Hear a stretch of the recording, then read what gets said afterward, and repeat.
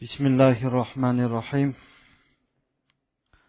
Elhamdülillahi ve salatu ala nebiyyihi ve ala alihil müteaddibine bi adabihi. Amma ba'd. Assalamu aleykum ve rahmetullahi ve berekatuh. Hürmetli de qadırlı Müslüman bavurlar, ağayın tuğustar. Mana bugünkü jeksenbilik suhbatımızga basıp kelgen qadamlarınızga Allah Tağalam savaptan жазсын.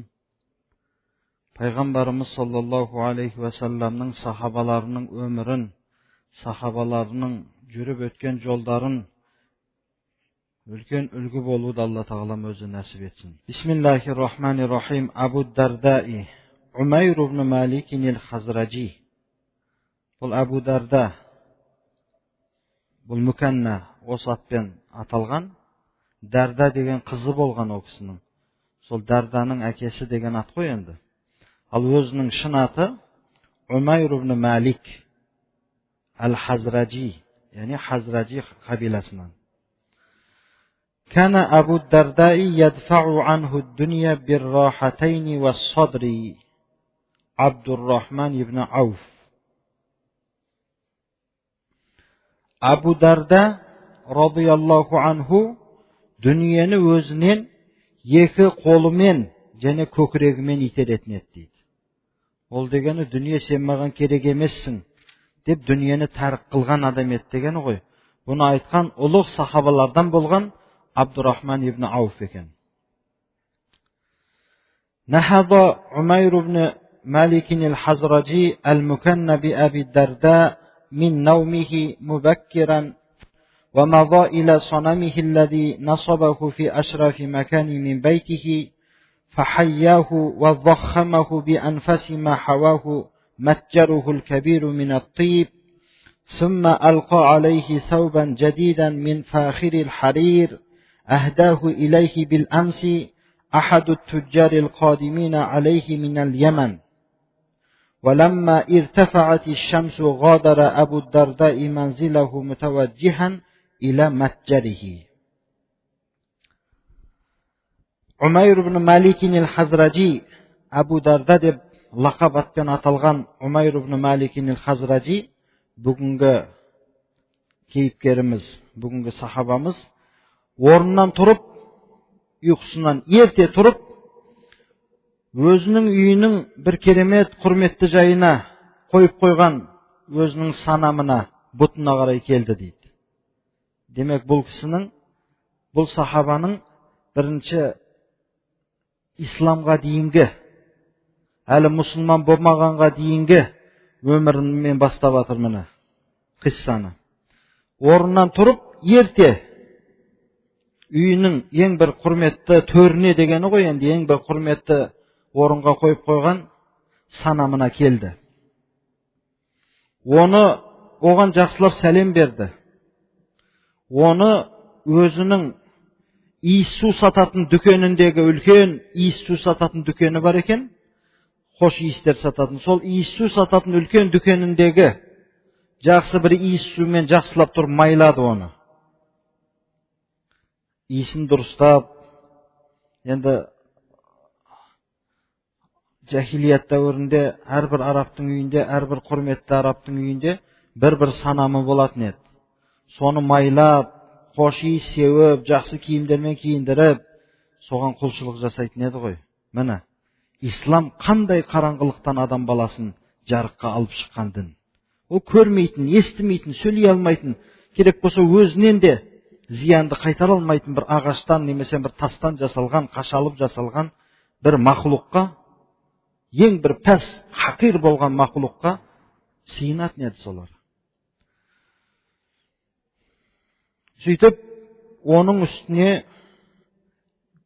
бір қымбат баға жібектен болған бір жаңа киімді жауып қойды, әлгі бұтының үстіне. Ол қымбат баға жібек киімді кешкісін Яман қаласынан келген саудагерлер бұл кісіге хәдия қылған еді. Яғни сапардан келген бір саудагерлер қымбат баға бұл кісіні құрметтеп бір қымбат баға жібек бір киім берген болса, соны апарып құрметтеп, әлгі санамына, бұтына жауып қойды бұл. Сөйтіп, біраз күн шыққанға дейін сол санамының қасында болып, күн шыққаннан кейін Абу Дарда өзінің санамын тастап, енді дүкеніне келді, сауда жасайтын дүкеніне. فإذا شوارع يثرب وطرقاتها تضيق بأتباع محمد وهم عائدون من بدر وأمامهم أفواج الأسرى من قريش فزور عنهم لكنه ما لبث أن أقبل على فتى منهم ينتمي إلى الخزرج وسأله عن عبد الله بن رواحة فقال له الفتى الخزرجي لقد أبلى في المعركة أكرم البلاء وعاد سالما غانما وطمأنه عليه. Енді бұл дүкеніне келіп, енді сауда-саттық жасамақшы болып отырғаннан кейін, дүкеніне келе жатып сол жолда Мәдина қаласының үлкен көшелерінің барлығы, үлкені бар, кіші көшелері бар, Мұхаммед алейхиссаламның артынан ерген адамдарға толып келе жататын еді. Олар Бәдір соғысынан қайтып келе жатыр еді. Олардың алдында Құрайыштардан болған тұтқындар, яғни Құрайыштан болған тұтқындарды алып, Пайғамбарымыз саллаллаху алейхи вассаламның әскері, сахабалар сол Мәдинаның көшелерімен келе жатқан екен. Бұл Абу Дарда бетін бұрып, оларға қарамай сәл тұрды да, бірақ өзінің Хазраж тайпасынан болған бір жас жігіттен барып сұрады, Абдуллах ибн Раваханың халы қалай деп. Енді Абдуллах ибн Раваха ол кезде мұсылман болып болған, Пайғамбарымыз саллаллаху алейхи вассаламның бір сахабаларынан болған, бірақ бұл кісінің досы екен, қазір мына жақта айтады. Барып Абдуллах ибн Равахадан сұрап жатыр. Сонда әлгі Хазражилік жас жігіт айтты, бұл Бәдір соғысында керемет бір батырлық көрсетті. Ғанимат, мал тауып, ол соғыстан аман есен саламат қайтты дегеннен кейін бұл кісінің, Абу Дарданың көңілі орнына түсті. Не үшін енді бұл жаны жай таппады әлгі Абдуллах ибн Раваханы сұрағанша? Мына соны түсіндірмекші. وَلَمْ يَسْتَغْرِبِ الْفَتَى سُؤَالَ أَبِي الدَّرْدَاءِ عَنْ عَبْدِ اللَّهِ بْنِ رَوَاحَةَ لما كان يعلم الناس جميعا من أواصر الأخوة التي كانت تربط بينهما ذلك لأن أبا الدرداء وعبد الله بن رواحة كانا متأخيين في الجاهلية فلما جاء الإسلام اعتنقه ابن رواحة وأعرض عنه أبو الدرداء.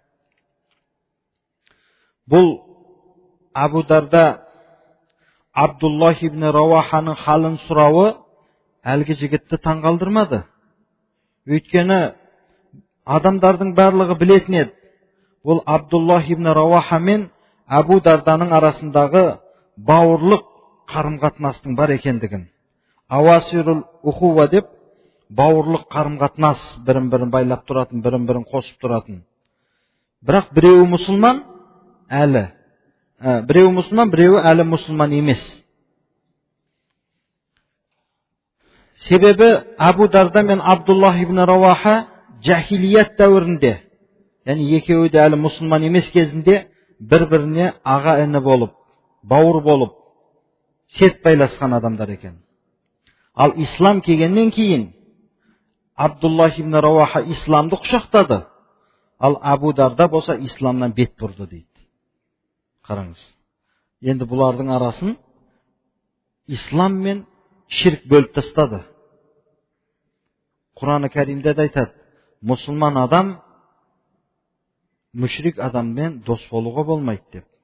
Мына сол жерде, бірақ бұл екеуінің арасында барлығы бәрібір сондай бір жақсы қарым-қатынас, екеуінің арасындағы исламға дейінгі де бір-біріне болған бауырлық қарым-қатынас бұлардың арасын мүлдем үзіп жібере алмаған екен. Мынау барып сұрап жатыр. Ана Абдуллах ибн Раваха не болды? Өліп қалмады ма дегені ғой енді соғыста.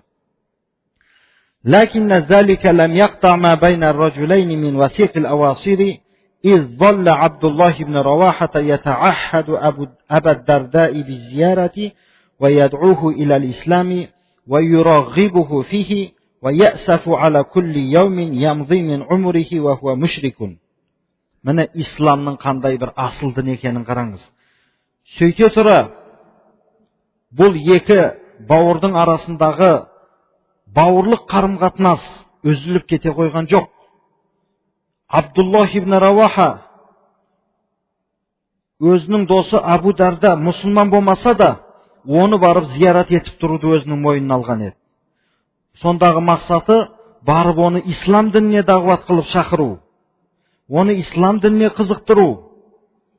Өйткені бұл Абдуллах ибн Раваха өзінің досы болған Абу Дарданың әрбір өтіп жатқан күніне өкінетін еді. Ол мүшрик болып өтіп жатқан күніне. Өзі мұсылман, бірақ жахилияттағы досы Абу Дарда мүшрик.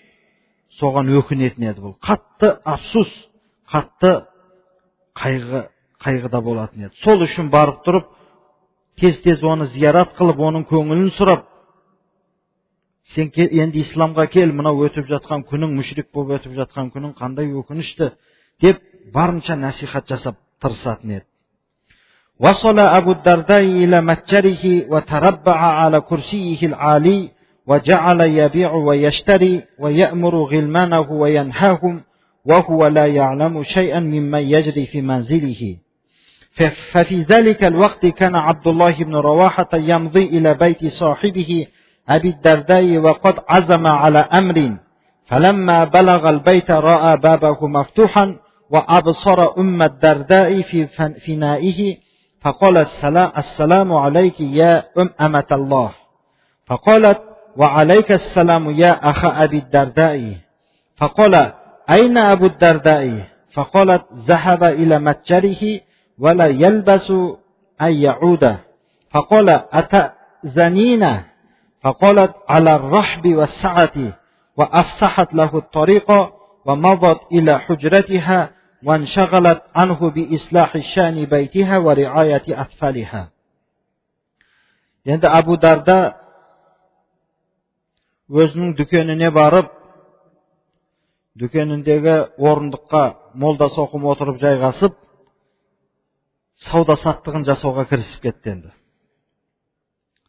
Өзінің қызметшілеріне бір нәрсеге бұйырады, бір нәрседен қайтарады, ол деген ананы қыл, мынаны қыл деп отырады. Бірақ оның үйінде не болып жатқанынан бұл енді бейхабар дейді. Досы енді бір ойлағаны бар екен де досының, Абдуллах ибн Раваханың. Сол уақытта енді Абу Дарда дүкенінде сауда-саттық жасап отырған уақытта Абдуллах ибн Раваха, әлгі мұсылман досы, оның үйіне келді. Өзінің досының үйіне келіп, қараса, есік ашық тұр екен. Ана үйінің шетінде, ауласының шетінде жүрген Үммі Дарданы көрді, яғни әйелін көрді. Сөйтіп сәлем берді, Аллах құлы, сәлем болсын саған деп. Содан ол Абу Дарданың әйелі де Ассаламу алейка я аха Аби Дарда деп, ей менің күйеуімнің досы, бауыры Абу Дарданың досы, саған да сәлем болсын деп сәлем қайтарды. Кейін Абдуллах ибн Раваха сұрап жатыр, ерің қайда Абу Дарда деп. Сөйтсе әйел айтады, ол анау дүкеніне кетіп еді, бірақ келіп қалар дейді. Аздан соң келіп қалар дейді. Сонда енді Абдуллах ибн Раваха, маған үйге кіруге рұқсат бересің ба дейді. Беймарал кіріңіз деп әйелі есікті ашып, жолды босатып, өзі хужрасына басқа бір бөлмесіне кіріп, бала шағасының үйінің тіршілігімен айналысып кетті әйел енді. Ал енді сол уақытта Дахала Абдуллах ибн Равахата илал хужрати аллати ваза'a фиха Абу Дарда санамаху ва ахраджа قدوما أحضره معه ومال على الصنم وجعل يقطعه به وهو يقول ألا كل ما يدعى مع الله باطل ألا كل ما يدعى مع الله باطل فَلَمَّا فَرَغَ مِنْ تَقْطِيعِهِ غَادَرَ الْبَيْتَ. Сол уақытта енді Абдуллах ибн Раваха өзінің досы Абу Дарда әлгі санамын бұтын қойып қойған бөлмеге кіріп, қолына алып келген балғасын алып, әлгі санамды жайлап, майдалап сындыра бастады енді. Әр ұрған сайын айтады дейді: «Әла күллу ма юд'a мa'аллахи батилун». Ей, Алла тағаламен қосылып, ғибадатта шерік болған әрбір нәрсе батыл, ол дұрыс емес, деп ананы жайлап, талқандап сындыратын еді әлгі бұтты. Сөйтіп, асықпай бұтын жақсылап, парша-паршасын шығарып сындырып, бөлек-бөлек етіп, ол үйді тастап шығып кетті енді. Досы жоқ кезде барып, досы болса енді алдына тұрып алып, есігінің сындырмаймын, тискізбеймін, бұтыма деуі мүмкін ғой. Сол кезде бұл біліп, барып солай бір үлкен бір жақсы іс жасап кетті. دخلت أم الدرداء إلى الحجرة التي فيها الصنم فصعقت حين رأته قد غدا أجزازا ووجدت أشلاءه مبعثرة على الأرض وجعلت تلتم خديها وهي تقول: أهلكتني يا ابن رواحة، أهلكتني يا ابن رواحة. Сол кезде енді Абу Дарданың әйелі әлгі санам тұрған, бұт тұрған бөлмеге кіріп, таң қалды. Әлгі бұттың бөлек-бөлек болып талқандалып, жерге шашылып жатқандығын көрген кезде. Кейін екі бетін шапалақтап, енді бізде де бір нәрсеге таң қалғанда бетін шымшиды деген бар ғой. Екі бетін шапалақтап ұрып, өлтірдің ғой сен бізді Ибн Раваха, өлтірдің ғой сен бізді Ибн Раваха деп бақырып жіберді. Өйткені бұлардың сиынатын құдайын талқандап кетті ғой келіп, Абдуллах ибн Раваха. لم يمضي غير قليل حتى عاد أبو الدرداء إلى منزله فرأى امرأته جالسة عند باب الحجرة التي فيها الصنم وهي تبكي وتنشج وعلامة الخوف منه بادية على وجهها، فقال: ما شأنك؟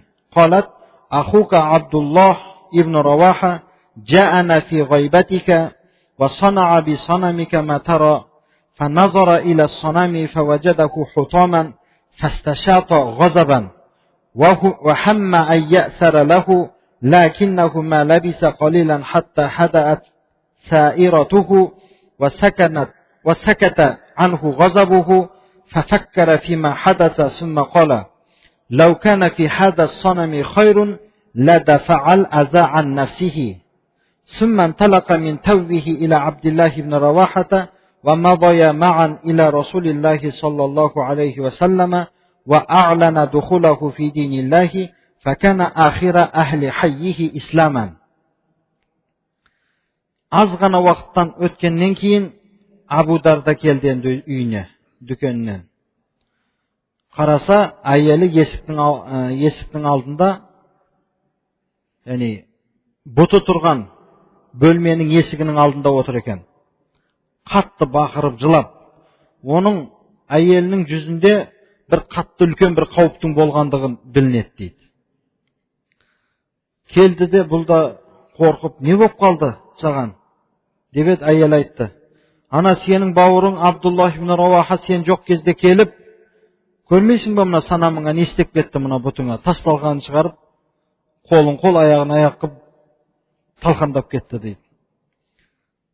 Шында қараса, бөлмеге кіріп, бұты майда-майда болып бөлініп қалған жерде жатқанын көрді Абу Дарда. Өзі күніге оны майлап, иіс су жағып, үстіне жібек киімдерді жауып жүрген құрметті бұт еді ғой енді. Қараса, жерде талқандалып, бөлек-бөлек болып, майда-майда болып жатқанын көрді.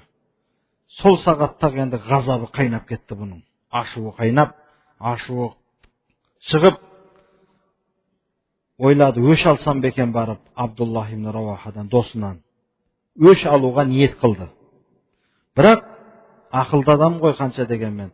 Аз ғана ойланып тұрды да, оның өш аламын деген ойы басылып, ғазабы, ашуы басылып, болған оқиғаға пікір жүргізді енді бұл адам. Кейін өз-өзіне айтты: егер бұл бұт расында да жақсы болатын болса, өзіне келетін зиянды бұл қайтара алатын еді ғой деген ойға келді. Расында солай ғой. Мен таңғалатыным осы арабтардың сол исламға дейінгі жахилият дәуірінде қаншама енді шарапатты, қаншама енді белгілі адамдар болды. Бірақ сол бір сөйлей алмайтын, көре алмайтын, еш нәрсеге пайдасы жоқ, я зияны жоқ ағашқа қалай сыйынып келгеніне еш ақылымыз жетпейді да біздің. Бірақ мына ақылды адам ғой бұл адам. Бірден ойлады, расында да бұл егер жақсы біз ойлағандай, біз сыйынып жүргендей бір құдіретке ие болатын болса, бұл өзіне келетін зиянды қайтаратын еді ғой. Ана Абдуллах ибн Раваханың қолында балғасын тартып алып өзін ұратын еді ғой дегені ғой. Жоқ, бұл оны істей алмады. Демек бұл қандай бұт бұл? Қандай бұл біз сыйынатын құдірет иесі деген пікірге келіп, сол заматта өзінің досы Абдуллах ибн Равахаға барды. Екеуі біргелікте пайғамбарымыз саллаллаху алейхи ва салламның алдына барып, Алланың діні исламға кіргендігін мойындады, жариялады. Бұл Абу Дарда өзінің махалласындағы ең соңғы болып исламға кірген адам екен. Өйткені расында да енді өзіңіз ойлаңыз, Мәдина дәуірі бұл Мекке дәуірінен кейін 10 жылдан кейін пайғамбарымыз саллаллаху алейхи ва салламның артынан ерген сахабалары күн санап көбейген, ислам әскері қанат жайып келе жатқан дәуір еді. Міне сол кезде ең соңғы болып сол өзінің айналасындағылардан исламға кірген адам екен Абу Дарда. Амана Абу Дардаи мунзу лахзатил ула биллахи ва расулихи иманан халата кулла зарратин фи киянихи. Дей тұрғанмен бұл Абу Дарда иман келтірді. Пайғамбарымыз саллаллаху алейхи ва салламға, Алла тағалаға иман келтірген сағатынан ақ иман оның өне бойындағы бүкіл бөлігіне араласып кеткен еді дейді. Яғни қаны да тәні де иманға араласып кеткен, сондай бір шын иман келтірген адам болды. Ва надима надаман кабиран ала ма фатаху мин хайрин ва адрака идракан амиқа ма сабақаху илайхи асхабуху фи фикхин ли диниллахи ва хиззин ли китабиллахи ва ибадатин ва тақва иддахарухума ли анфусихим индаллах.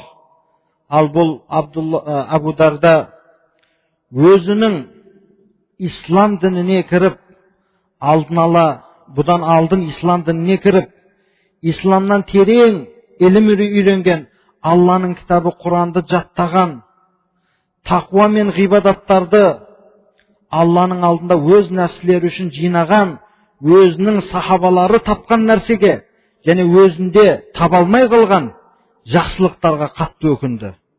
Мен де солар сияқты ертерек дінге кіргенімде ғой, мен де солар сияқты Алланың дінін үйренгенімде ғой, мен де солар сияқты тақуа мен ғибадатты Құранды бойыма жинағанда ғой деп өкінді.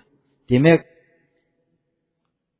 өзі тәубенің де шарты сол ғой, өкіну. Бұл жерде енді ширк деген кешірілмейтін күнәдан бұл кісі арылып, иман деген үлкен қазынаны қолына кіргізген кезет. Әрине өкінеді. فعزم على أن يستدرك ما فاته بالجهد الجاهد وأن يواصل كلال الليل بكلال النهار حتى يلحق بالركب ويتقدم عليه. Бұл енді өзі жоғалтып алған жақсылықтарды табуға қасд қылып ниет қылды. Түннің қиыншылықтары мен күндіздің қиыншылықтарын бір-біріне қосты дейді. Ол дегені күндіз түні нәпсісін қинап, құлшылық ғибадатқа шын жан-тәнімен берілді. Өзінен алдын өтіп кеткен керуенге ертерек барып қосылып алуға ниет жасады дейді. Яғни жүгіріп бара жатқан адамдарды көз алдыңызға елестетіңіз. Артында қалып бара жатқан адам бұдан әлде қайда озып кеткен адамға жетіп алсам деп барын салады ғой.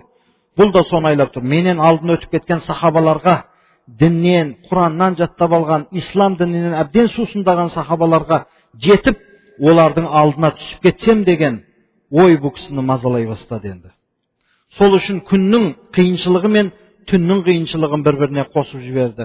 Күні де түні де нәпсісін қинады дегені ғой. فانصرف إلى العبادة انصراف متبتل وأقبل على العلم إقبال الزمان وأكب على كتاب الله يحفظ كلماته ويتعمق فهم آياته. Бұл енді Алла Тағаланың құлшылығына жалбарынып құлшылық жасауға кірісті. Илімге тура бір шөлдеген адам суға қалай ентілсе, илімге де солай ентіліп, шөлдеген адам сияқты, суға қанбаған адам сияқты ентілді. Алла Тағаланың кітабы қасиетті Құранға, оның кәлималарын үйренуге, оның аяттарының мағыналарын үйренуге, жаттауға, бұл енді бар жан-тәнімен бөлді енді көңілін соған. Акабба дегені өзі жабысып, бір нәрсенің үстіне құлау, сол бір нәрсені өзіне мекем етіп ұстау, өзіне ләзім тұту деген мағыналарды береді екен. Бар жан-тәнімен берілді. وَلَمَّا رَأَى التِّجَارَةَ تُنَغِّسُ عَلَيْهِ لَذَّةَ الْعِبَادَةِ وَتُفَوِّتُ عَلَيْهِ مَجَالِسَ الْعِلْمِ تَرَكَهَا غَيْرَ مُتَرَدِّدٍ وَلَا آسِفٍ. Енді бұл жағында керемет бұл кісінің ғибратқа толы, тақуалыққа толы үйретпелері бар екен, міне соны үйренейік енді. Енді бұл Абу Дарда өзі жасап жүрген тижаратты, сауда-саттықты айттық қой жаңа басында, дүкені бар еді деп. Сол да сауда-саттықты ғибадаттың ләззатына кедергі келтіретін, ғибадаттың ләззатын былғайтын нәрсе деп ойлап, ілім мәжілісінен мені қалдырып қоятын болды бұл сауда-саттығым деп, оны ойланбастан, өкінбестен тастай салды сауда-саттығын. وَقَدْ سَأَلَهُ فِي ذَلِكَ سَائِلٌ فَأَجَابَهُ لَقَدْ كُنْتُ تَاجِرًا قَبْلَ عَهْدِي بِرَسُولِ اللَّهِ صَلَّى اللَّهُ عَلَيْهِ وَسَلَّمَ فَلَمَّا أَسْلَمْتُ أَرَدْتُ أَنْ أَجْمَعَ بَيْنَ التِّجَارَةِ وَالْعِبَادَةِ فَلَمْ يَسْتَقِمْ لِي مَا أَرَدْتُ فَتَرَكْتُ التِّجَارَةَ وَأَقْبَلْتُ عَلَى الْعِبَادَةِ. Bir сұраушы сұраған екен ол кісіден. Неге сіз енді тижаратыңызды, саудаңызды тастадыңыз? Деп сол кезде бұл кісі айтқан екен. Мен пайғамбарымыз саллаллаху алейхи уассаламның заманына дейін, ол дегені исламға кіргеніме дейін саудагер болдым. Исламға кіргенімнен кейін мен ойладым, ниет қылдым, сол ғибадат пен тижараттың, сауда-саттықтың арасын қосып, бірге алып жүремін деп ойлап едім. Мен үшін ол дұрыс болмады бұл ойым. Менің сауда-саттығым мені ғибадатыма кедергі келтіре берді. Ғибадатымның ләззатын былғай берді. Сол үшін мен тижаратты тастап, бүтінде Алла Тағаланың ғибадатына көштім деген екен. وَالَّذِي نَفْسُ أَبِي دَرْدَيْ بِيَدِهِ مَا أُحِبُّ أَنْ يَكُونَ لِي الْيَوْمَ حَانُوتٌ عَلَى بَابِ الْمَسْجِدِ فَلَا تَفُوتُنِي صَلَاةٌ مَعَ الْجَمَاعَةِ ثُمَّ أَبِيعُ وَأَشْتَرِي فأربح كل يوم 300 دينار ثم نظر إلى سائله وقال إني لا أقول إن الله عز وجل حرم البيع ولكني أحب أن أكون من الذين لا تلهيهم تجارة ولا بيع عن ذكر الله. صدق الله. Және сөзін жалғап айтып кетіп жатыр. Абу Дарданың нәпсі қолында болған затқа қасам деп. Ол деген Аллаға қасам дегені. Аллаға қасам, мен жақсы көрмеймін. Осы күні, яғни исламға кіргенімнен кейін, менің мешіттің алдында бір дүкенім болып, сол дүкенім бола тұрып, мені намаз, жамағатпен оқылатын намаз уақыты жоғалтпаса дегені, яғни жамағатпен намаз оқуға да маған кедергі келтірмесе сол дүкенім. Мен беймарал сауда-саттығымды жасай берсем, әр күні 300 дирхам пайда тапсам, мен сол нәрсені жақсы көрмеймін деп тұрып қараңыз, сөз әлі біткен жоқ. Сөйтіп әлгі сұраушыға қарап тұрып айтып жатыр. Әлбетте мен айтамын, Алла Тағала бәйді харам қылды деп айтпаймын мен дейді. Алла тағала сауда саттықты, саудамен айналысуды харам қылды деп айтпаймын. Бірақ мен жақсы көремін сондай бір кісілерден болуды. Ол сауда саттығы оны ғибадаттан бұрып, Алла тағаланың зікірінен тосып қоятын адамдардан болуды қаламаймын деген екен. Қараңызшы мына жердегі мағынаны. Дұрыс дейді. Мен пайғамбарымыздың заманына дейін саудагер болғанмын. Рас. Бірақ мен ғибадатыма кедергі келтіре бергеннен кейін ол саудамды тастадым. Бүгіндік күні мен мешіттің алдында дүкенім болса да, сол дүкенімнің болуы, сауда саттық жасауым мешіттегі жамағатпен оқитын намазға маған кедергі келтірмесе де, мен бірақ нені жақсы көремін білесіздер ме дегені ғой. Сол нәрсе мені Алланың зікірінен және менің ойымды тижарат, сауда саттық бөліп қоятын, кедергі келтіретін адамдардан болуды қаламаймын. Бірақ сауда саттық жасау харам деп айтпаймын деген екен. Ол дегені жасайтын адам жасай берсін. Алла тағала не дейді? Ахаллаллахул бай'a ва харрамар риба дейді Құран-ы Кәримде. Алла тағала сауда саттық жасауды халал қылды, бірақ рибаны харам қылды Алла тағала.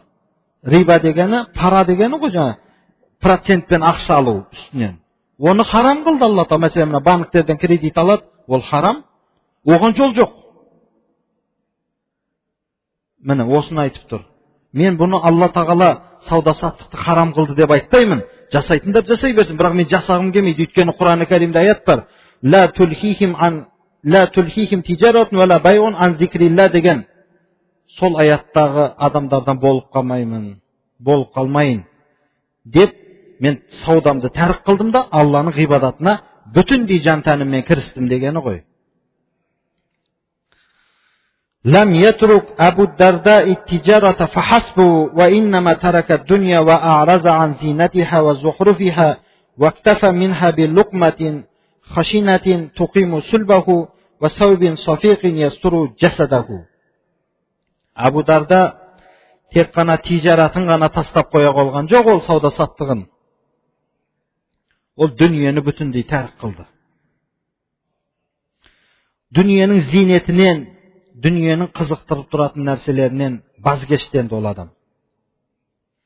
Ол қанағат қылды, тек қана бір өзінің денесін ұстап тұратын, денесіне күш қуат беріп тұратын лұқманы ғана қанағат қылды ол. Аз ғана тағамды. Және өзінің жасадын, аурат жерін бекітіп тұратын киімді киюмен ғана, ауыр сондай бір дөрекі, адамның үстін тырналап жіберетін киген кезде, бір керемет, жұмсақ, жібектен тігілген киім емес әрине ол. Сол әйтеуір жасадын жауып тұратын, ауратын бекітіп тұратын киім болса, ғибадат құлшылық жасауға қуат беретін тағам болса, сомен қанағаттанды енді. فقد نزل به جماعة في ليلة شديدة القر قاسية البرد فأرسل إليهم طعاما ساخنا ولم يبعث إليهم باللحف فلما حموا بالنوم جعلوا يتشاورون في أمر اللحف فقال واحد منهم أنا أذهب إليه وأكلمه فقال له آخر دعه فأبى ومضى حتى وقف على باب حجرته فرآه قد استجع وامرأته جالسة قريبا منه ليس عليها وعليه إلا ثوب خفيف لا يقي من حر ولا يصون من برد فقال الرجل لأبي الدرداء ما أراك بت إلا كما نبيت نحن أين متاعكم فقال لنا دار هناك نرسل إليها تباعا كل ما نحصل عليه من متاع ولو كنا استبقينا في هذه الدار شيئا منه لبعثنا به إليكم. Мына сөздерді қараңызшы. Бір күні суық бір түнде оның үйіне бір қонақ түсті. Қонақ меймандар кеп қалды. Бір жамағат болып. Абу Дарда оларға бір ыстық тағам жіберді. Жолдан келгеннен кейін қарындарын тойдыру үшін бір тағам жіберді ыстық. Бірақ оларға жатқанда жабынатын жабыншықтар жібермеді. Үстеріне жауып жататын. Енді олар тамақ ішіп болғаннан кейін uyquga jatayın deb turib, o'zaro bizga jaqqish kelmedi qo'y, endi biz javrab to'ngib qolатын bo'ldik qo'y degan so'zni aytsa boshladi. Сол кезде ulardan qo'noqlardan biri turib, men hozir borib, men сөйлесіп keleyim, nega jaqqish bermedi ekan bizga dedi. Sonda boshqa biri aytdi, tek qo'yg'in, endi uxtab qolgan шығар ол dese, yo'q deb bularning tilini olmay, algi birov onun bölmesinin esiginin aldına barıp qarasa, bu жатып қалған ekan Abu Darda. Qasında ayeli otur. Ayel жатпаған, qasında otur, Abu Darda жатып қалған. Abu Dardanın da üstünde, ayelinin de üstünde ешқандай жабатын kiyim жоқ. Жеңіл ғана bir mata, ол ыстықтан да ya суықтан да бұлар сақтап қала алмайды. Соны көріп тұрып, әлгі кісі ұялып тұрып Abu Dardaға қарап айтып отыр. Мен қарасам сізге, біз қалай жатсақ, сіз де солай жатырсыз ғой. Қайда сіздердің мал дүниеңіз, көрпе төсектеріңіз қайда? Бізге бір мата, жаңа үстімізге жабынатын көрпе жібермеді деп келіп едік сізге. Қарасақ, біз қалай болсақ, сіздерде де жабылатын көрпе жоқ екен ғой. Қайда сіздердің мал дүниелеріңіз десе, Abu Darda айтқан екен сол кезде. Біздің орнымыз ана жақта деп. Lana darun hunaka degeni bizning o'rnimiz ana joqda. Biz bu dunyoda jinagan matalarimizni shu yoqqa qaray jibirib qo'yamiz degan ekan. Matadan maqsad savob amallarimizni degani qo'y. Agar biz o'sha hozir turib жатқан mekenimizga сол jinagan mal dunyomizdan bir narsa qoldirgan bo'lsak, sizlarga jiberетін edip qo'y deydi. Ол degani men bu dunyoda eштеңе жинамаймын. Жоқ менде еш нәрсе. Мен жинағанымның барын арғы дүниеге жіберіп жатырмын. Дүниеден ақиретті таңдадым, мен дүниеден ақиретті үстін қойдым деген жауапты берді. Деп тұрып, "Summa inna fi tariqina alladhi sanasluquhu ila tilka ad-dari aqabatan kaudan al-mukhiffu fiha khairu min al-musqal fa aradna an natakhaffafa min asqalina allana najtazu." Кейін тағы да сөзін жалғап, біле білсек әлбетте біздің ана дүниеге баратын жолымыз, ол жолда биік-биік төбешіктер көп өзі, шығу керек оған. Ал жүгін жеңілдетіп алған адам, үстінде жүгі көп адамнан гөрі жақсырақ қой. Сол үшін мен жүгімді жеңілдетіп алуды қаладым, тезірек жақсырақ жетейін деп дейді. Қараңыз мағынаны. Ол ана дүниеге баратын жол, ол оңай жол емес, төбелер бар неше түрлі, машақатты, қиын. Жүгі жеңіл адам төбеге жеңіл шығады ғой. Жүгі ауыр адамнан, үстіне жүк толтырылған адамнан көрі. Сол үшін мен жүгімді жеңілдеткен себебім, мүмкін мен жеңіл өтіп кетемін ба деп ойлап тұрмын, деп қандай бір астарлы сөзбен насихат жасап жатыр. Мұхиф деп өзі қалауымен жүгін жеңілдетіп алған адам. Ал мұсқал деп оның үстіне жүгі артылған адам, әбден күнәға батқан,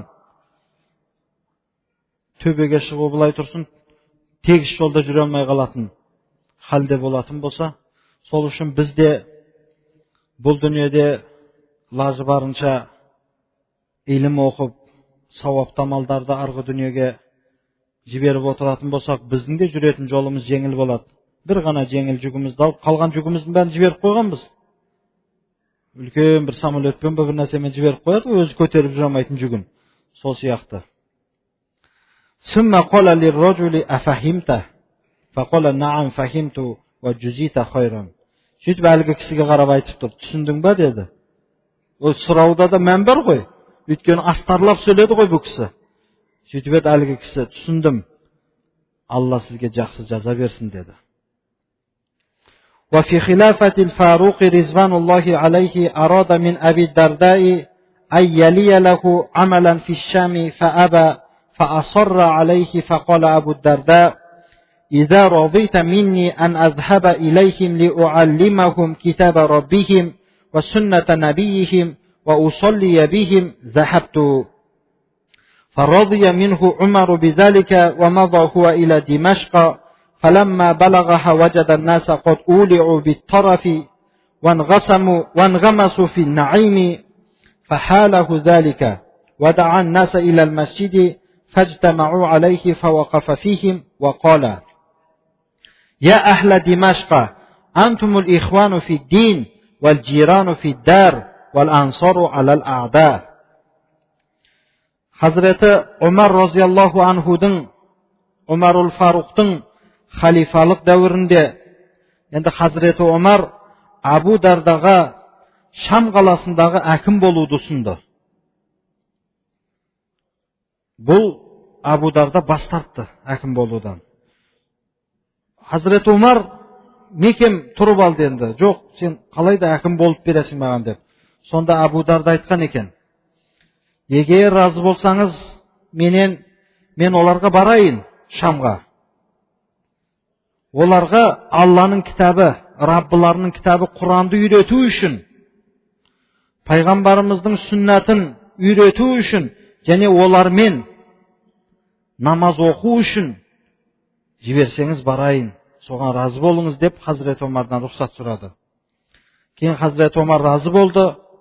Abu Darda Димашқ қаласына барды Шамдағы. Жеткен кезде қараса адамдардың барлығы тоқшылыққа берілген. Дүниенің нығметтеріне әбден сүңгіп кеткен. Ғибадат жоқ, құлшылық жоқ. Әбден тойып, не дейді ана, көйлегі көк, қарны тоқ, қайғы жоқ. Сондай кезде көрді адамдарды. Бұл енді қорқытты о кісіні. Сондай тақуадар, ғибадаткөй адам кеп қараса, бір мешіттен адам базарға барып қалғандай ғой енді қысқасы. Мешітке кірсеңіз, қандай адамның көңілі жай табады. Қарасаңыз, адамдар кітап оқып отыр, қарасаңыз, біреу намаз оқып отыр. Базарға барып қалсаңыз, бірде оның белгісі жоқ қой. Ұрыс, таллас, айқай, шу, біреуді біреу алдаған, біреуді біреу боқтаған. Сондай жерге барып қалғандай болды. Соған қорқып бұл кісі адамдарды мешітке шақырды енді. Адамдар бұның айналасына жиналғаннан кейін мешітке келіп, олардың ортасында тұрып айтқан екен: ей Димашқ әхлі, ей Димашқ адамдары, сендер дінде бауырсыңдар. Мына тұрып жатқан мекендеріңде бір-біріңе көршісіңдер. Алланың дұшпандарымен ұрыс соғыста бір-біріңе жәрдем берушісіңдер сендер. Деп арғарай сөзін жалғап кетіп жатыр. Я әхлі Димашқа, мәлләзи ямнa'укум мин маваддати вал истижабати ли насихати ва ана ла абтагhi минкум шай'ан фа насихати лакум ва му'нати ала гайрикум. Ей Димашқтың әхлі, сендерді менімен дос болудан не тоқсады өзі? Менімен дос болудан неге қашасыңдар деп жатыр да енді. Менің сөзімді қабыл қылудан, насихатымды қабыл қылудан сендерді не тоқсады өзі? Мен сендерден осы айтып жатқан насихатым үшін бір нәрсе талап қылмаймын. Маған пұл беріңдер, бір ақы беріңдер демеймін. Менің насихатым сіздер үшін пайда, ал менің ақым басқалар үшін ғой деп тұр. Ол дегені, мен насихат айтқаным үшін бір ақы сұрамаймын, менің әжірімді Алла береді. Қалай бер дүниеде егер мен өшерге бір Амирул Мүмининнің бұйрығымен келген болсам, мен сіздерден ақы сұрап келген жоқпын ғой деген мағына. Мали ара уламаакум язхабун ва жухалакум ла ятаалламун ва аракум қад ақбалтум ала ма такаффала лакум бихи Аллаху азза ва джалла ва тарактум ма умиртум бихи. Мали аракум тажмауна ма ла таъкулун ва табнуна ма ла таскунун ва туаммилуна ма ла таблуғун. Қараңызшы мына сөздерді. Мен сіздерді көріп тұрғанымдай ғұламаларыңыз өліп кетіп жатыр. Ал надандарыңыз илім оқиын демейді, илім оқымайды. Ол деген ана ғұламалар болса өліп кетіп жатыр. Пайдаланып қалсаңдаршы. Қарасам ғұламаларың өліп кетіп жатыр. Жәһілдерің, надандарың илім үйренбейді. Мен қарасам сіздерге Алла тағала өзі кепіл болған нәрсеге сіздер жүріп, Алла тағала сіздерге бұйырған нәрсені тәрк қылып жатырсыздар дейді. Ол дегені Алла тағала бізге неге кепіл болды? Ей пендем, ризқыңды беремін деді. Дүниенің ғамын жемегін сен, ақыреттің ғамын жегін. Мен сонда сенің дүниеңді де ақыретіңді де реттеп қоямын деп Алла тағала өзі кепіл болды бізге. Соны айтып жатыр. Мен қарасам сіздерге Алла тағала өзі кепіл болған нәрсеге жүгіріп барып жатсыңдар. Яғни дүниеге әбден беріліп кетіпсіңдер. Бірақ бұйырылған ғибадат құлшылықтан қашып жатырсыңдар. Бұл қалай өзі? Дегені ғой. Және мен сендерге қарасам, көріп тұрмын мен сендерді, өздерің жемейтін нәрсені жинап жатырсыңдар ғой дейді. Адамның көзі аш болып қалса сондай екен ғой. Үйінде продуктысы тұрса, жоқ ертең аш болып қалам ба деп тағы да үйіп алып келіп қояды. Бірақ ертеңін білмейді ол. Соны жейма, жемей ма? Бір кездері адамдарда сондай болған екен. Анау қымбаттайды, мынау қымбаттайды деп үйлеріне жинап, бірақ шіріп кетеді ол. Шіріп кетеді. Және қарасам сендер өздерің тұрмайтын нәрсені құрып соғып жатсыңдар дейді. Ол дегені үлкен үйді соғып жатсыңдар, ода мәңгі тұрмайсыңдар ғой дегені ғой. Қарасам сендер жете алмайтын нәрсені армандап жатырсыңдар.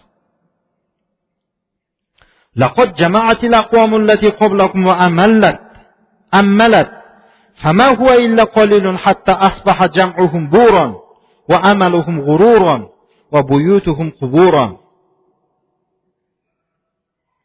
Сендерден алдыңғы өткен қауым да осылай жинайтындарын жинап еді.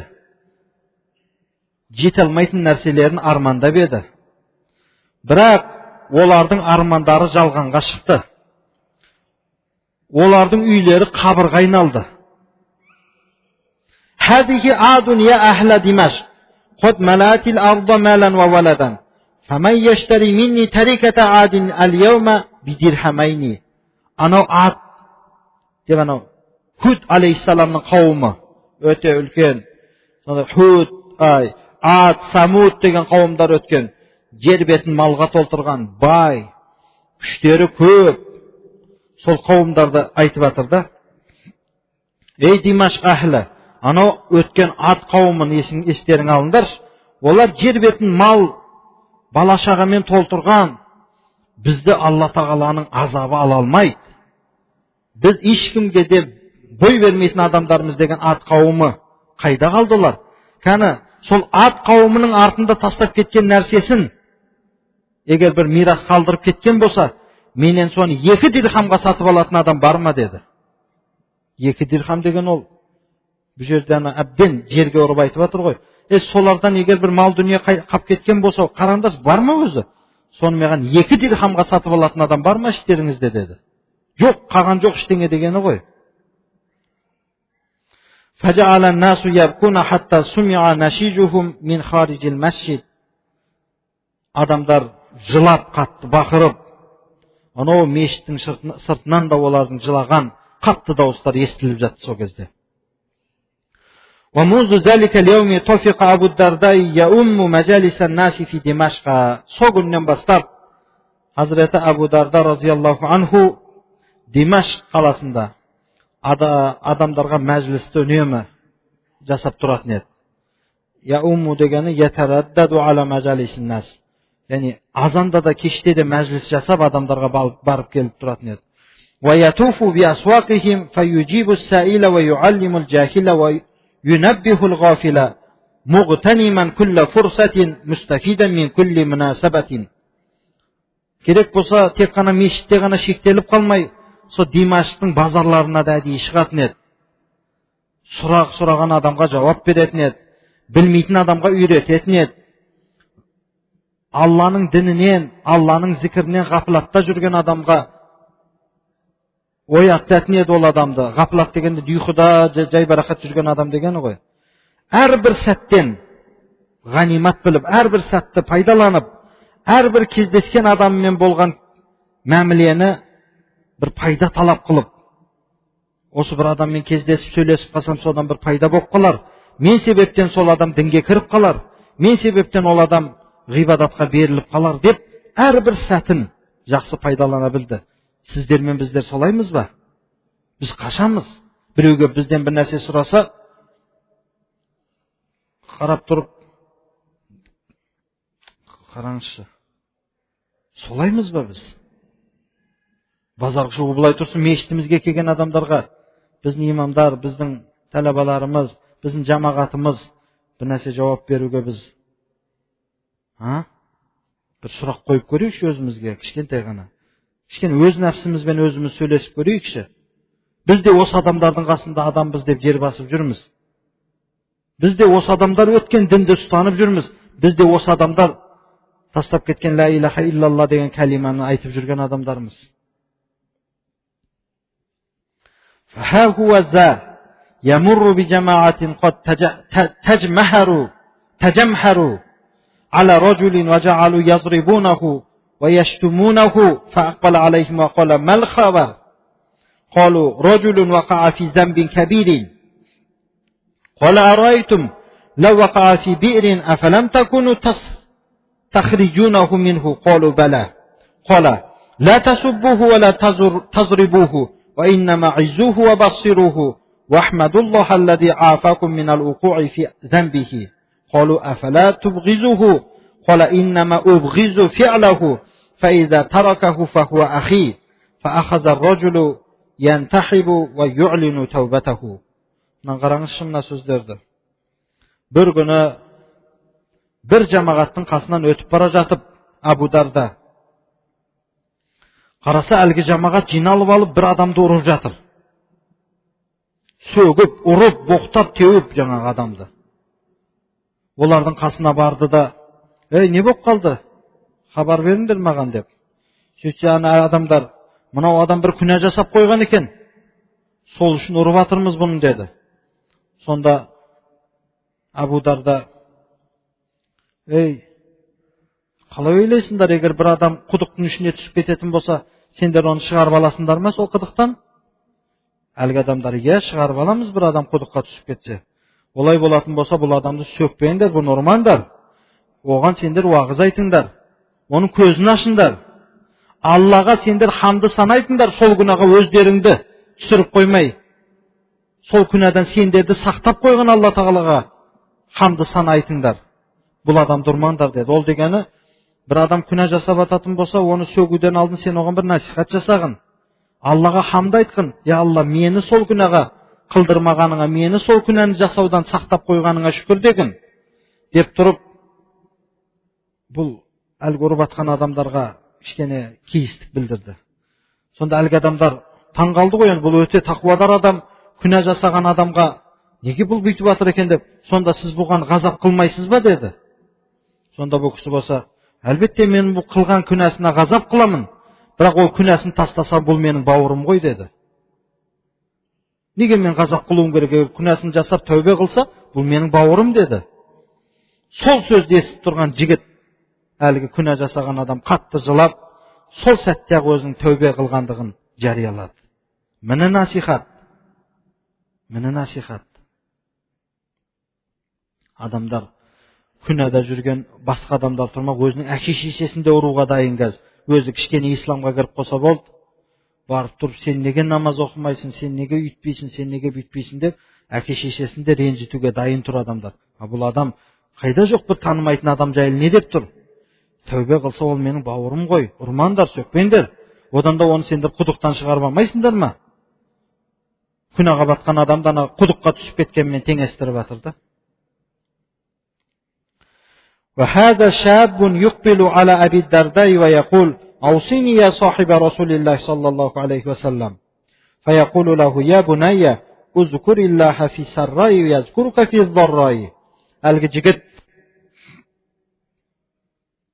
Абу Дардаға келіп,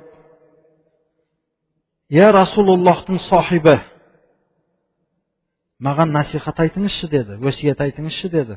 Сонда Абу Дарда әлгі жігітке қарап тұрып, сен Алланы кеңшілік уақытта зікір қылғын, есіңе алғын Алла Тағаланы, өзіңде кеңшілік болып тұрып, Алланың нығметіне бөленіп тұрған уақытта сен Алланы есіңе алғын, қиыншылық кезде Алла сен есін алады сол кезде деді. Біз керісінше пенделер қиыншылық кезде ғана еске алады, оңайшылық кезде бәріне өзі жетіп атқандай, бәрі тура бір мал дүниесі барлығы даладан тауып алғандай Алланы еске алмай жүреді да, басына бір қиыншылық түсіп қалса, Ya Allah, ne qildim men? Ne üçün buna qiyinchilik keldi menga deb, mаған deb tаңqala qaladi. Ya bunayya kun aliman aw mutaalliman aw mustami'an wa la takunir rabi'a fatahlaka. Ey balapanim, ey balam. Arqa sözünü aytып. Sen alim bolğun oqып. Eger alim bola almasaң, sol alimdan dərs alатын mutaallim şakirti bolğun. Şakirti de bola almasaң, sen bir еститин alimdардың sözünü еститин. Allah Taala seni бақытты адамдардан qilib qo'ygan adam bolğun. Sen endi 4-nchisi bo'lib qolmag'in, onda o'lesing dedi. Ol degani sen nadan bo'lib qolmag'in, ya alim bo'lmasang, ya mutaallim bo'lmasang, ya sen so alimlardan barib sözünü еститин, nasihatini еститин adam bo'lmasang, tag'i bir rivoyatlarda keladi, "Av muhibban" deydi. Sen sol alim bo'lmasang, alimdan bir ders alатын adam bo'lmasang, alimning sözünü еститин adam bo'lmasang, sırtday bo'lsa da sol alimlarni yaxshi ko'rib жүретін adam bo'lg'in, muhabbatli adam bo'lg'in. Va la takunil khamisata fatahlaka dedi. 5-nchisi bo'lib qolmag'in deydi o yerda. Ya'ni o 4-nchisi bo'lsa da 5-nchisi bo'lsa da bu yerdagi maqsad jahil, nadan bo'lib qolmag'in. Onda o'ylasing degani qo'y. Ya bunayya liyakunil masjidu baytak fa inni sami'tu Rasululloh sallallohu alayhi va sallam yaqul المساجد بيت كل تقي وقد ضمن الله عز وجل لمن كانت المساجد بيوتهم الروح والرحمة والجواز على الصراط إلى رضوان الله عز وجل. Ey balam, mana nasihat aytib жатыр. Birinchi nasihati, sen kengchilik vaqtda Allohni esga olsang, Alloh seni qiyinchilikda esini oladi dedi. Ikkinchi nasihati alga aytgan, alim bo'l, mutaallim bo'l, alimlarning so'zini eshitetin bo'l. 4-nchisi nadan bo'lib qolmag'in, o'lesing deb turib, tag'dan nasihatni aytib жатыр. Ey balam, sening uying meshit bo'lsin dedi. Sening uying meshit bo'lsin dedi. Өйткені мен Rasululloh sallallohu alayhi va sallamdan eshitgan edim. Payg'ambarimiz aytатын edi. Meshitler әрбір Xudaydan qo'rqатын taqvodor odamning uyi deganini eshitgan edim. Ol degani Xudaydan qo'rqmaydiganlarning uyi emas meshit. Allohdan qo'rqатын taqvodorlarning uyi meshit deganini eshitgan edim.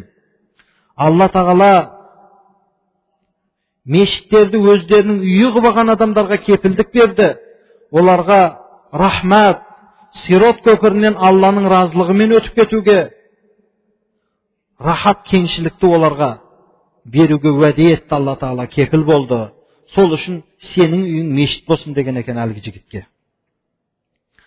Va haulay jama'atun min ash-shubban jalasu ala at-tariqi yatahaddasuna wa yanzuruna ila al-marrina fayuqbilu alayhim wa yaqulu ya baniya sawma'atu ar-rajuli al-muslimi baytuhu يكف فيه نفسه وبصره وإياكم الجلوس في الأسواق فإنه يلهي ويلغي.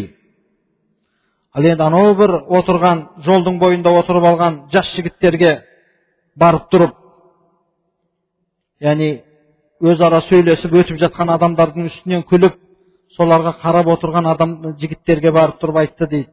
Бекер отырған, не істерін білмей отырған адамдардың, жас жігіттердің алдына барып айтты дейді. Бұрылып барып, жүреді екен де бұл кісі қаланы аралап, базарға барады, мешітке барады. Ей балам, еркек адамның саумаға деп ғибадат қылатын орны, ол оның үйі. Бірден ол адамдарды мешітке деп айтпады да, насихатты қараңыз. Еркек адамның отыратын ғибадат қылатын орны ол үйі. Сол үйінде ол өзінің нәпсін, және өзінің көзін тияды басқа жаман нәрселерден. Біреуді ғайбат айтпайды ол үйінде отырып. Сендер базарларда отырып алып, біреулердің үстінен әңгіме айтуды доғарыңдар. Өйткені бұл нәрсе сендерді бір керек емес, бір бос нәрселермен машғұл қылып қояды. Сендердің уақыттарыңды бекерге өткіздіріп қояды. Алланың зікірінен тосып қояды. Сол үшін үйлеріңе барып алып, тыныш қана ғибадат жасап отырмайсыңдар ма? Неғып мына көшеде отырып алып, өсек айтып, ғайбат жасап отырсыңдар деген екен. وفي أثناء إقامة أبي الدرداء بدمشق بعث إليه واليها معاوية ابن أبي سفيان يخطب ابنته الدرداء لابنه يزيد فأبى أن يزوجها له وأعطاها لشاب من عامة المسلمين رضي دينه وخلقه. Мына жерде бір керемет, сізбен біздің өмірімізде кездесетін бір жағдайларға насихат айтып кеткен екен.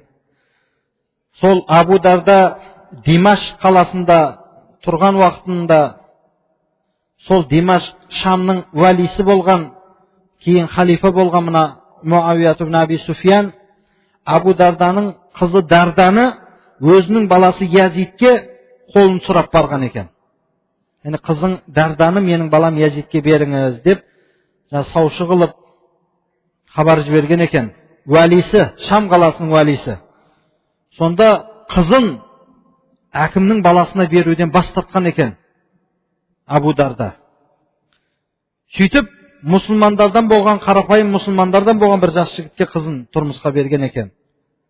Yani оның дініне, оның мінез құлқына разы болып, мұсылмандардан болған бір жас, бір қарапайым жігітке қызын берген екен. Енді қараңыз. فَسَارَ ذَلِكَ فِي النَّاسِ وَجَعَلُوا يَقُولُونَ خَطَبَ يَزِيدُ بْنُ مُعَاوِيَةَ بِنْتَ أَبِي الدَّرْدَاءِ فَرَدَّهُ أَبُوهَا وَزَوَّجَهَا لِرَجُلٍ مِنْ عَامَّةِ المسلمين فسأله سائل عن سبب ذلك فقال إنما تحريت فيما صنعته صلاح أمر الدرداء فقال وكيف فقال ما ظنكم بالدرداء إذا قام بين يديها العبيد يخدمونها ووجدت نفسها في قصور يخطف لاؤها البصر أين يصبح دينها يومئذ. Сол кезде адамдардың арасында гу-гу әңгімелер жүріп кетті. Олар айтатын еді, анау Шамның әкімі Муавияның баласы Язид Абу Дарданың қызын некелесуге сұраған екен, оның әкесі бермей қойыпты. Сөйтіп оны бір мұсылмандардан болған бір кісіге, қарапайым ғана бір кісіге үйлендіріпті деген сөз жүрді қаланың ішінде. Сонда бір сұраушы келіп, соның себебінен сұраған екен бұл кісіден. Неге қызыңызды әкім сұрап тұрған болса баласына неге бермедіңіз деп сұраса, оған айтқан екен. Менің бұл қылған нәрсемдегі қылған ниетім, ona Darda қызым үшін жақсы болатын нәрсені ойладым мен деген екен. Сонда әлгі адам таңғалып, "Кайфа" дейді ғой. Қалайша? Қайта қызыңыз әкімнің баласына барса, ол рахат өмір сүрмей ма дегені ғой енді. Әкесі болса айтады, "Жоқ, мен қызыма жақсы болатын нәрсені қылдым, соны ойладым" дейді. Сонда әлгі адам таңғалып, "Қалайша" дегенде жауабын қараңыз. Сен қалай ойлайсың? Дарданы, енді менің қызымды. Егер ол оның алдында бір қызметшілер жүгіріп қызмет қылып жүрсе, ол өзін бір сарайдың ішінде, жаңа маржан тастар жалтыраған сарайдың ішінде отырып, сол байлық оның көзін көр қылып қойса, оның діні сол кезде қайда қалады деген екен. Міне, әрбір қызының болашағын ойлаған әке, қыз бала-шағасын, немесе баласын бір байға, немесе бір дүниемен алданып қалу үшін, балам ертең жақсы болсын, бір жағдай жақсы біреуге тұрмысқа берейін, немесе бір жақсы бір жерден бір қызымды алайын деп, тек қана байлықты ғана мақсат тұтып, баласы мен қызын үйлендіретін болса, ол өте қате.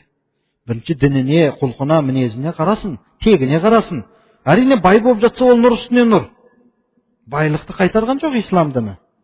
Бірақ тек қана байлығын ойлап, сән салтанат алдында қызметшілер жүгіріп жүрсе, онда мен қызымның діні қайда қалады ол кезде деген екен. Az ғана қалды. وفي خلال وجود أبي الدرداء في بلاد الشام قدم عليهم أمير المؤمنين عمر بن الخطاب متفقدا أحوالها فزار صاحبه أبا الدرداء في منزله ليلا فدفع الباب فإذا هو بغير غلق فدخل في بيت مسلم لا زؤل فيه فلما سمع أبو الدرداء حسه قام إليه ورحب به وأجلسه وأخذ الرجلان يتفاوضان الأحاديث والظلام يحجب كلا منهما عن عيني صاحبه.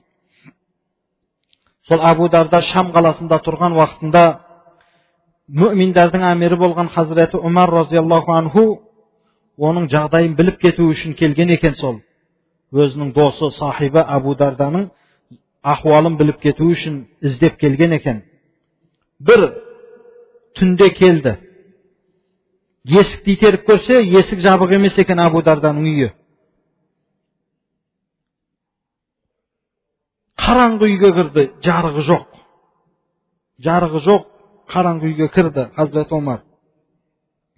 Абу Дарда bir adamның келгенін естіп, орнынан тұрып, сезіп, Hazret Omar екенін көріп, сәлем беріп, оны отырғызды. Екеуі сөз айтып отыратын еді бір-біріне. Бірақ қараңғылық сондай, жағатын үйінде шамы жоқ әлгі кісінің. Қараңғылық сондай, бір-бірін көруге екеуін қараңғылық көздерін тосып тұр еді дейді. Ол дегені көрмейтін еді қараңғыда бір-бірін. Фажасса Умару висада Аби Дардай фаиза хуа барзагатун ва жасса фирашаху фаиза хуа хасан ва жасса дисараху фаиза хуа кисаун рақиқун ла яф'алу шайан фи барди Димашқа. Сол кезде жайлап Hazret Omar енді көрмейді ол бір-бірін. Абу Дарданың отырған төсегін сипалап көрді дейді.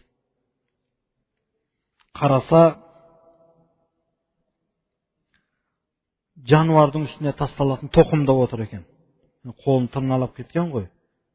Мынау барзаға деп кисаун юлқа ала захри даббати дейді. Мінетін көліктің үстіне төселетін нәрсе, енді ол бізде тоқым ғой. Оның жатқан төсегін сипалап көрсе, ол тас, майда тастар жатқан жері. Оның үстіне жабынатын жабынғыш көрпесін сипалап көріп еді, бұлай жұқа ғана бір мата ол. Мына Димашқының суығында ол еш нәрсе істей алмайды, яғни оны суықтан қорғай алмайтын. Жатқан, отырған төсегі, бөстегі тоқым, жатқан жері майда тастар, үстіне жабылатын жұқа ғана бір киім. Фақала лаху рахимакаллах алам уасси алайка алам аб'ас илайка. Сонда рахмы кеп кетіп, аяп кетіп, Алла сені рахметсін, ей Абу Дарда. Саған мен бір кеңшілік жасап, бір нәрсе жіберейін. Кішкене байтул малдан бір көмек берейін дегені ғой енді. Фақала лаху Абу Дарда атазкуру я Умару хадисан хаддасанаху Расулуллахи саллаллаху алейхи ва саллам. Қала ва ма хуа. Қала алам яқул лиякун балагу ахадикум минад дуния казади ракибин. Қала бала. قال فماذا فعلنا بعده يا عمر فبكى عمر وبكى أبو درداء وما زال يتجاوبان بالبكاء حتى طلع عليهما الصبح. Сонда Абу Дарда Hazret Omарға қарап тұрып, ана бізге пайғамбарымыз саллаллаху алейхи ва салламның айтқан бір хадисін есіңе алшы, ей Hazret Omar деді. Сонда Hazret Omar ол не еді деп сұрады. Сонда Hazret Абу Дарда пайғамбарымыз айтпап еді.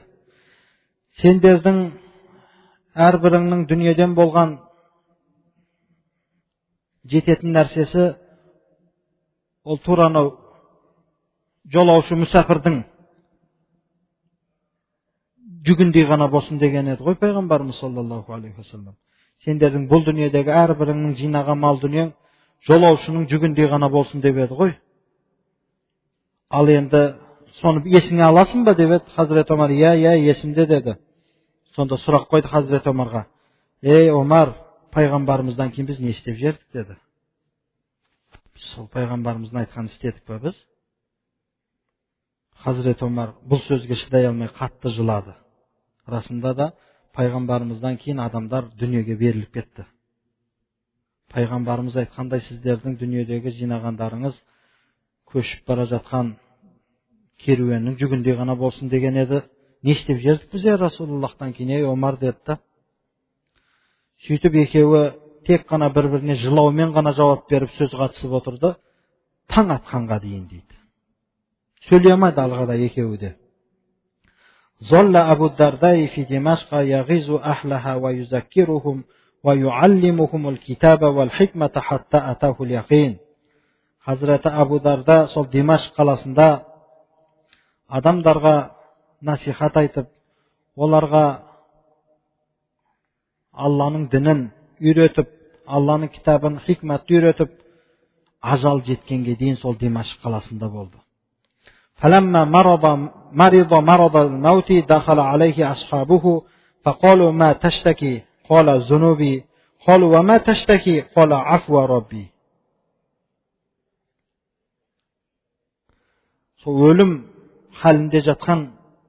Ölüm halinde jatıp ağırıp jatkan кезде oğan dostları kirip oğan aytkan eken, ne şağımın var ey Abu Darda dep. Ne şağımın var ey Abu Darda dep. Sonda künalarıma şağımın var dedi. Künalarıma şağımdanamın dedi. Ne kalauың var debet, Rabbimnin keşiruun kalaymın dedi.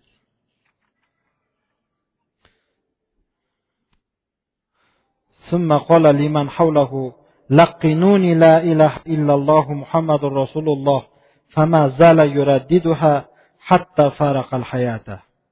Keyin qasındagılarga aytdı. Sendер маған la ilaha illallah Muhammad Rasulullah деген калиманы талқин кылып айтып турыңдар. Олар айтып турду, сол кезде бу киши өмүрмен кошташты дейди.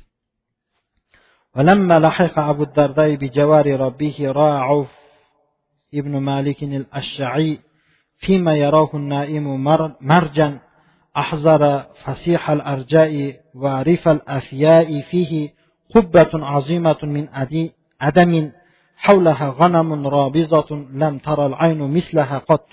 فقال لمن هذا؟ فقيل له لعبد الرحمن بن عوف. فطلع عليه عبد الرحمن من القبة وقال له يا ابن مالك هذا ما أعطانا الله عز وجل بالقرآن ولو أشرفت على هذه الثنية لرأيت ما لم ترى عينك وسمعت ما لم تسمع أذنك ووجدت ما لم يخطر على قلبك. فقال ابن مالك ولمن ذلك كله يا أبا محمد؟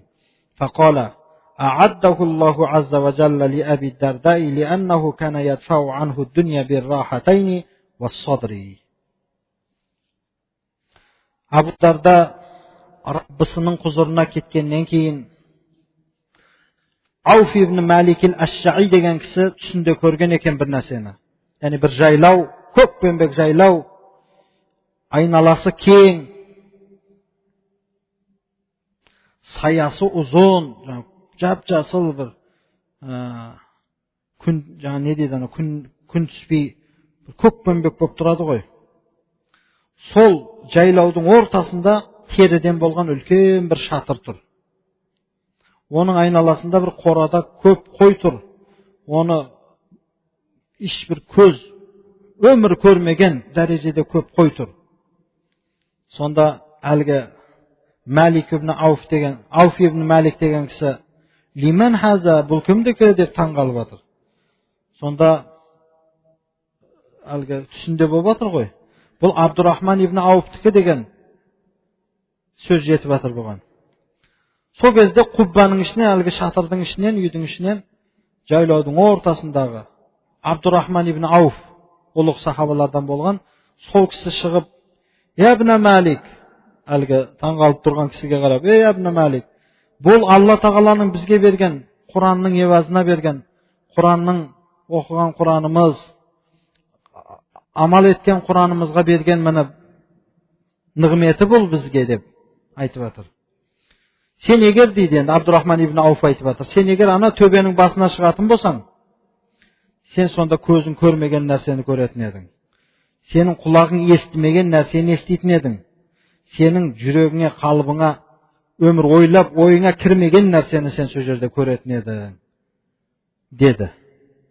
Sonda İbn Malik tang'alib, algi narsani o'zine tang'alib tur. Abdurrahman ibn Malikning ana sonday bir rahatda ömür sürüp atganын görüp. Onun barlığı kimniki ey Aba Muhammad deb Abdurrahman ibn Avf'tan suraganda, so gözde Abdurrahman ibn Avf aytgan eken. Onun barlığını Allah Taala Abu Dardaga dayındap koygan. Ötken ol bul dünyada dünyani iki alakanымен көкірегімен ителетін еді. Сол үшін Алла Тағала осы дүниеде сондай рахатты, байлықты дайындап қойған оған деген екен. Деп, бұл сахабаның да қиссасын аяқтаған екен. Алла Тағала кейбір айтқан мағыналарымызда бір қате кемшіліктер болса Алла бізді кешірсін. Бірақ қараңыздар шындағы қандай ғажап. Әрине сахабалар, Пайғамбарымыз саллаллаху алейхи ва салламның сахабалары ол аспандағы жұлдыздар сияқты. Оларға қайсы біріне елессеңіздер, қайсы біріне елессек те адаспайтынымыз анық. Бірақ Абу Дарда деген сияқты сахабалардың осы өмірі біздерге үлгі болса екен деп Алладан сұрайық иншалла. Өйткені біз бұл айтып жатқан сөздерімізге амал қыла алмайтын, дүниені осы кітапта айтылғандай одан тәрк ете алмайтын бір бейшара пенделеріміз ғой. Біз дүниеге қызығып қоямыз. Біз бір жақсы көлік мінсек деп армандаймыз. Біз жақсы үйде тұрсақ деп армандаймыз. Жақсы тамақ жесек деп армандаймыз. Қалың төсекте жатсақ деп армандайтын бейшара пенделеріміз ғой. Бірақ мына сахабалардың өмірі біздерге аз ғана ойсап тұрса, сонда біз бүтіндей дүниенің иіріміне батып кетпейтін бедік. Соны Алла Тағала бізге нәсіп етсін, құрметті жамағат. Әрбір айтылып жатқан сахабалардың өмірі біздің жүректерімізге бір ой салса, біздің жүректеріміздегі имандарымызды кішкене бір қажай түссе, кішкене бір қатайта түссе, міне сол біздің пайдамыз иншалла. Басқа біздерде мақсатымыз жоқ. Ва ахиру дa'wana anil hamdulillahi rabbil alamin. Rabbana faghfir lana zunubana wa kaffir anna sayyiatina wa tawaffana ma'al abrar. Ya Rabbim Allah, ya Jaratuşiyemiz, bizlerge осы айтылып жатқан сахабалардың өмірін жүректерімізге әсер еткізіп, осы сахабалардай иманда, сахабалардай дін қызметінде болуды Алла Тағалам өзің нәсіп еткін. Ухиббус салихин ва ласту минхум лa'аллаллаха ярзуқни салаха деген бар. Алланың сүйікті пенделерін жақсы көремін, бірақ өзіміз олардан емеспіз. Кәнеден Алла Тағала да бізді сол үлкен бақытпен ризықтандырса, бізге де соны Алла нәсіп етсе деп дұға тілейміз. Я Раббим Алла, елімізге амандық, жерімізге тыныштық беріп, асыл дініміз исламға Аллам өзің күш қуат бергін. Біздің жамағатымызға Алла Тағалам өзің илім бергін. Ақ пен қараны ажыратушы илім бергін. Медресеміздің талабаларына, ұстаздарымызға Алла Тағалам өзің дін жолында аянбай қызмет етуді Алла Тағалам біздерге өзің нәсіп еткін. Дін жолында, дін қызметінде шаршамауға, дін қызметінде ерінбеуге, дін қызметінде қалай болса солай салғырт қараудан Алла Тағалам өзің бізді сақтағын. Ва саллиллахумма ала расулика ва Мухаммад, расулика Мухаммад ва ала алихи ва асхабихи ажмаин, би рахматика я архамар рахимин. Аллаху акбар.